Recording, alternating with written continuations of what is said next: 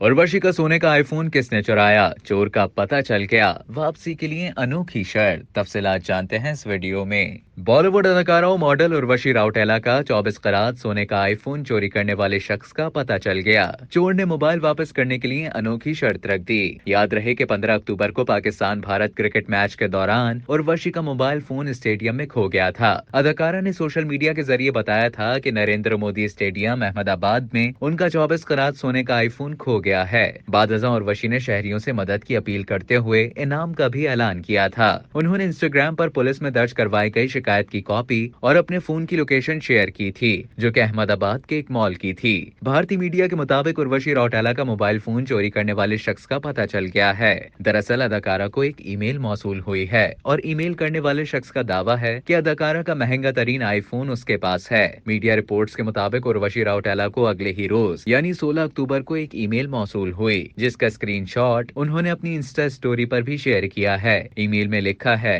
कि आपका आईफोन मेरे पास है। अगर आप अपना आईफोन वापस लेना चाहती हैं, तो आपको मेरे भाई को कैंसर से बचाने में मेरी मदद करनी होगी। अब तक के लिए इतना ही। मजीद खबरों और न्यूज अपडेट्स के लिए डेली जंग के यूट्यूब चैनल को सब्सक्राइब करें और फेसबुक के पेज को लाइक करना ना भूलें।